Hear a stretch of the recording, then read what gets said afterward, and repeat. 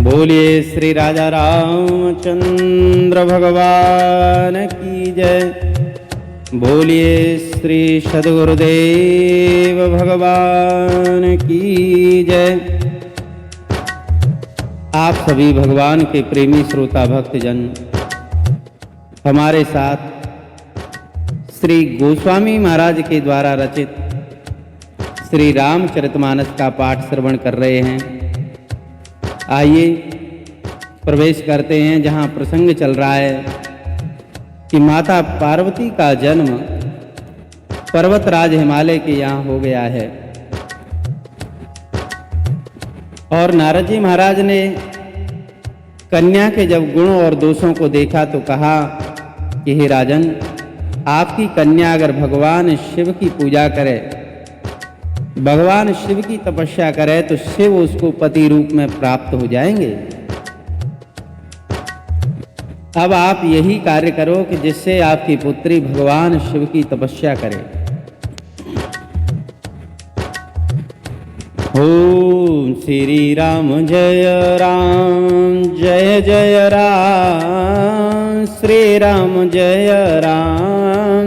जय राम, श्री राम जय जय राम, श्री राम जय जय राम। अस कहि नारद सुमेर हरे, गिरजहि दीन असी, होयहि यह कल्याण अब, संशय तजऊं गिरीश सियावर राम जय जय राम। मेरे प्रभु राम सीता राम। हो कहे अस ब्रह्म भवन मुनि गया, आगिल चरित सुनय जस भयहूँ, पति हैं एकांत पाई कह में नाथन में समुझई मुनि बैना, जो घर वर कुल होई अनुपा, करिय विवाह सुता अनुरूपा, नत कन्या बर रहूं कुंवारी, कंत उमा मम प्राण पियारी। श्री राम जय जय राम, श्री राम जय जय राम। हो जौन मिलहि बरो गिरजहि जोगु, गिर जड़ सहज कहै सब जोगु, सोई विचार पति करहूँ विबाहु, जेहि न बहोरी होई उरदाहु, अस कहि परिया चरण धरि सीसा, बोले ही सहित स्नेह गिरीसा, बर पावक प्रगटे सस माही, नारद बचन अन्यथा नाही। हो प्रिया सोचि परिहरहूँ सब, सुमिरहूँ श्री भगवान, पार्वती निर्मय हूँ जेहि, सोहि करहि कल्याण सियावर राम जय जय राम। मेरे प्रभु राम सीता राम। जब श्री नारद जी महाराज माता पार्वती के हस्तरेखा को देख करके बता गए कि राजन, जो गुण दोष तुम्हारी कन्या में हैं उन सब के अनुरूप वो भगवान शंकर की तपस्या करे तो भगवान शंकर उसको पति रूप में प्राप्त हो जाएंगे, जो कि उसका सुहाग अचल रहेगा, अखंड रहेगा। ऐसी बात सुनकर के माता मैना घबरा गई। शिव जी की तो बड़ी तपस्या कठोर बताई जाती है, मेरी पुत्री कैसे तपस्या करेगी। उन्होंने कहा कि अगर पार्वती के योग्य वर न मिले तो मेरी पुत्री कुमारी भले रह जाए, पर मैं अयोग्य वर के साथ विवाह नहीं करूंगी। माता मैना ने कहा कि आपको सभी स्वभाव से ही जड़ मूर्ख बताएंगे, इसलिए विचार करके कन्या का विवाह करिएगा, जिससे कि पीछे पछतावा न हो। इस प्रकार कहते कहते माता मैना रोती हुई हिमालय राज के चरणों में गिर पड़ी। हिमवान ने कहा कि देवी, नारद जी के वचन झूठे नहीं हो सकते, इसलिए विपदा विस्मरणम विष्णु संपत्ति नारायण स्मृति, तुम भगवान के नाम का स्मरण करो, सारा सोच सारा शोक छोड़ दो। अरे जिन्होंने पार्वती की रचना की है वही कल्याण करेंगे, चिंता मत करो। हो श्री राम जय राम जय जय राम, श्री राम जय राम जय जय राम। अब जो तुम ही सुता पर नेहु, तो अस जाय सिखावन देहु। करहि सुतप जेहि मिलई महेशु, आन उपाय न मिटहि कलेसु। नारद बचन सगर्व सहेतु, सुंदर शब गुण निद ब्रस केतु। अस विचारी तुम तजहु असंका, सबहि भांति शंकर अकलंका। श्री राम जय राम जय जय राम, श्री राम जय राम जय जय राम। हो सुनि पति बचन हर्ष मन माही, गई तुरत उठ गिर जा पाही। उमहि बिलो की नयन भरे बारी, सहित स्नेह गोद बैठारी। बारहि बार लेत उरलाई, गद गद कंठन कछु कही जाई। जगत मातु सर्वज्ञ भवानी, मातु सुखद बोलिय मृदवानी। हो श्री राम जय राम जय जय राम, श्री राम जय राम जय जय राम। श्री राम जय राम जय जय राम, श्री राम जय राम जय जय राम। श्री राम जय राम जय जय राम। पर्वतराज हिमालय ने कहा कि देवी, तुम पार्वती को समझाओ, उसको शिक्षा दो कि वो तप करे, क्योंकि नारद जी के वचन झूठे नहीं हो सकते। अरे तुम संदेह छोड़ दो, भगवान शिव सब तरह से निष्कलंक हैं। मैना ऐसी बातें सुनकर के अपने हृदय में सोच विचार करके माता पार्वती के पास गईं और पार्वती को देखते ही उनकी आंखों से आंसू बहने लगे। जाकर के गोद में बैठा लिया, बार बार हृदय से लगाती हैं, माथा चूमती हैं। पुत्री के प्रति ऐसा प्रेम उत्पन्न हुआ कि माता का कंठ गदगद हो गया, बोला नहीं जा रहा है। लेकिन माता पार्वती तो जगत जननी है, वो तो सारी बातें जानती हैं। उन्होंने कहा, माँ, आज मैंने एक सपना देखा है, उसमें एक तपस्वी ब्राह्मण ने मुझे उपदेश किया है। वो उपदेश तुम सुन लो किस प्रकार किया है।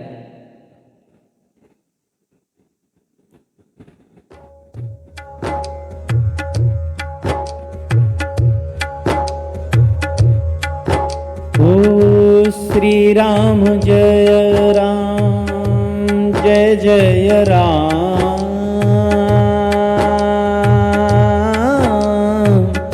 श्री राम जय राम जय जय राम, राम सिया राम जय जय राम, राम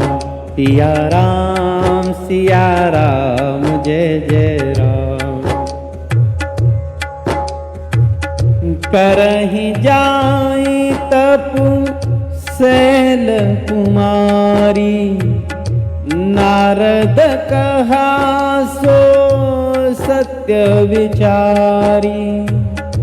मातु पिता ही पुनि यह मत भावा, तपु सुख प्रद दुख दोसन सावा। तप बल रचहि प्रपंच विधाता, तप बल विष्णु सकल जग त्राता। तप बल शंभु करई संघारा, तप बल शेष धरई महिवारा।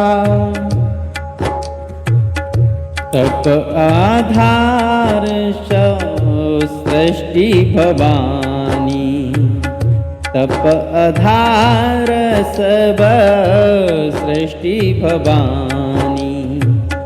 करहि जाई तपो अस जिय जानी, सुनत बचन विषमति महतारी। सपन सुनायहूँ गिरहि हकारी, मातु पिताहि बहु बीते समझाई। चलिय उमा तप हित हरि साई, प्रिय परिवार पिता और माता। भयहि विकल मुख आवन वाता, वेद सिरा मुनि आई तब। सबहि कहा समझा, हो पार्वतीय महिमा सुनत। रहे प्रबोधहि पाई सियावर राम जय जय राम। मेरे प्रभु राम सीताराम।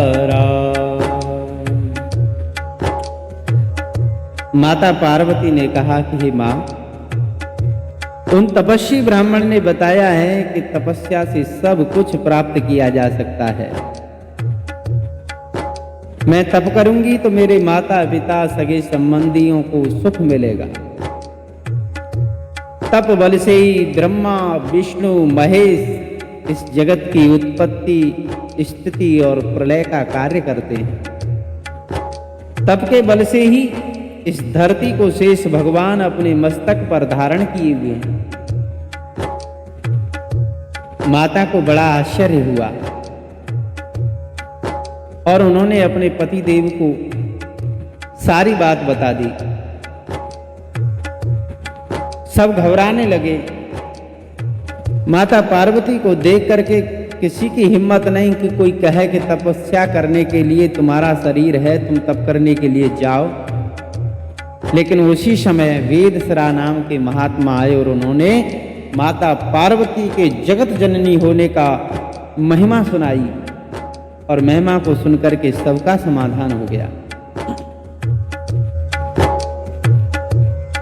और धरि उमा प्राणपति चरना, जाई विपिन लागिया तप करना। अति सुकुमारे नतन तप जोगु, पति पद सुमिर तज सब भोग। नित नव चरण उपज अनुरागा, विसरिय देह तपै मनु लागा। संबत सहस मूल फल खाए, सागु खाई सत वर्ष गवाए। कछु दीन भोजन वारी बतासा, यही कठिन कछु दिन उपवासा। बेल पाती मही परहि सुखाई, तीने सहस संवत सोहि खाई। पुनि परिहरे हूँ सुखाने हूँ परना, उमहि नाम तब भय हूँ अपरना। देखी उमहि तप हीन शरीरा, ब्रह्म गिरा भय गगन गंभीरा। भयहु मनोरथ सुफल तव, सुन गिरिराज कुमार। परिहर दुषहु कलेश सब, अब मिले हैं त्रिपुरा सियावर राम। जय जय राम। इस प्रकार माता पार्वती ने जाकर के पर्वतराज हिमालय के सुंदर स्थान में तपस्या शुरू कर दी। भगवान शिव के चरणों में अपने मन को लगा दिया। 1000 वर्ष तक उन्होंने कंद मूल फल खाए, 100 वर्ष उन्होंने शाक खाया, कुछ दिन जल का भोजन किया, फिर वायु का भोजन किया और कठोर उपवास भी की। माता ने बहुत समय बिल्व पत्तर के फल खाए, सूखे पत्ते भी खाए, और जिस समय उन्होंने सूखे पत्ते खाए उस समय उनका नाम अपर्णा पड़ गया। इसी प्रकार उनको 3000 वर्ष व्यतीत हो गए तो उसी समय आकाशवाणी हुई कि हे पर्वतराज कुमारी, तुम्हारा मनोरथ सफल हुआ। अब सारे क्लेशों के सहित अपने तप को त्याग दो। तुमने बहुत कठिन तपस्या की है, इसके बदले में तुमको भगवान शिव का संग प्राप्त होगा। हो असत पुकाहु न कीन भवानी, भई अनेक धीर मुनि ज्ञानी। अब ऊर्धर हूँ ब्रह्म बरबानी, सत्य सदा संतत सुच जानी। आवहि पिता बुलावन जबहि, हटि परिहरे घर जाऊं तबहि। मिलहि तुम्हि जब सप्तऋषि सा, जाने हूँ तब प्रमाण बागीसा। सुनत गिरा विदे गगन बखानी, पुलक गात गिरी जाहर शानी। उमा चरित सुंदर में हूँ पावा, सुनहु शंभु करी चहित सुहावा। जब तेहि सतियाँ जाय तनु त्यागा, तब तेहि शिव मन भय अनुरागा। तब से ही शिव मन भयउ विरागा। जपहि सदा रघुनायक नामा, जहाँ तहाँ सुनहि राम गुण ग्रामा। जब तहाँ सुनहि राम गुण ग्रामा।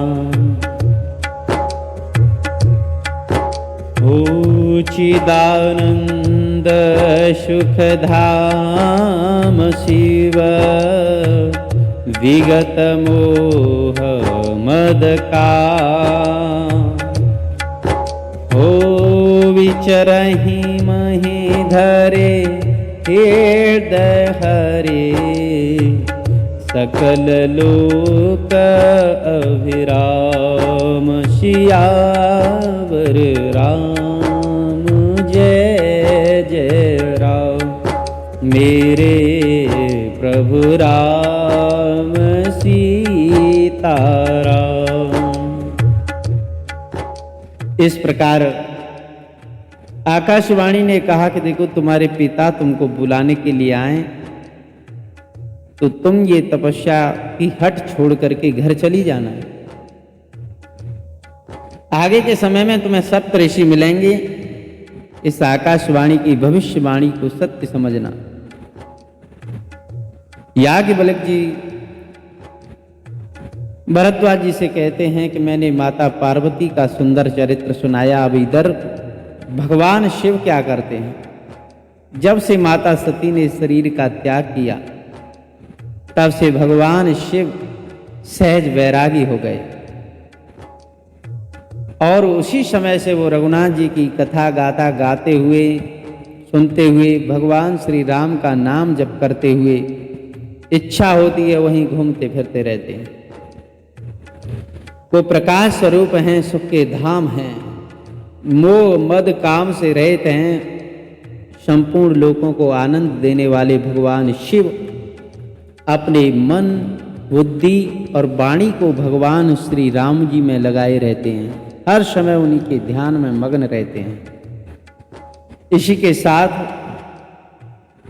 माता पार्वती और भगवान शिव के प्रसंग में बालकांड में आप अभी चौपाइयों का श्रवण कर रहे थे।